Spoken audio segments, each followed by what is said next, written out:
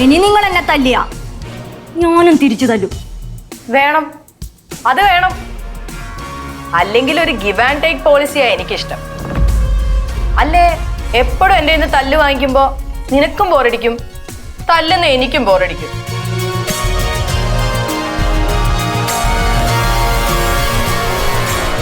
എന്നാ പിന്നെ നിങ്ങളുടെ പ്ലാനിങ് ഒക്കെ നടക്കട്ടെ.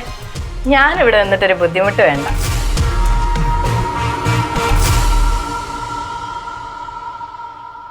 ഞാൻ പറഞ്ഞില്ലേ അമ്മ, ജോലി കിട്ടി അവരുടെ അഹങ്കാരം കൂടുന്നു. അതെങ്ങനെ കുറക്കണമെന്ന് എനിക്ക് നന്നായിട്ടറിയാം.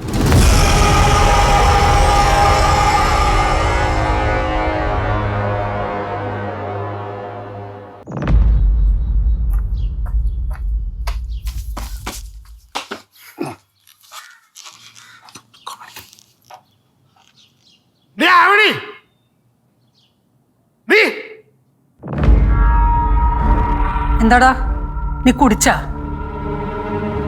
മോനം വിഷമം കൊണ്ട് കുടിച്ചതാമ്മേ. എനിക്കാണെങ്കിൽ തടയാനും തോന്നിയില്ല. എല്ലാത്തിനും കാരണം അവളൊരൊറ്റ എഴുത്തിയാ.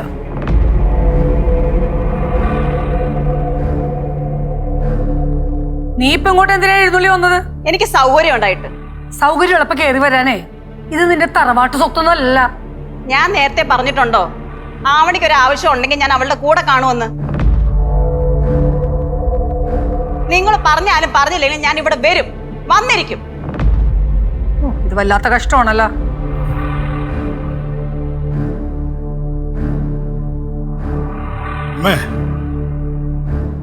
ഞാൻ ഇതിനെ കുടിച്ചെന്നുള്ള കാര്യം നമുക്കറിയാമോ? ഇവരും അവളും കൂടെ എന്നെ തോപ്പിക്കാൻ നോക്കിക്കഴിഞ്ഞാൽ എനിക്ക് മനസ്സിലാവും. പക്ഷെ അമ്മ അവളെ പരീക്ഷ എഴുതാൻ സഹായിക്കാൻ എന്നെ പൂട്ടിയിട്ടില്ലേ? ഞാൻ തോറ്റതിലും കൂടുതൽ എനിക്ക് വിഷമം അമ്മ അവളുടെ കൂടെ നിന്നതാ.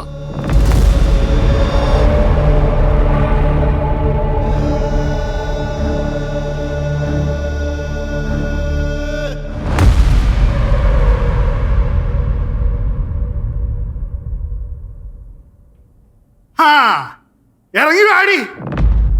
എന്റെ ഈ അവസ്ഥ കൊണ്ട് നീയും നിന്റെ അച്ഛനും സന്തോഷിക്കാണല്ലേ?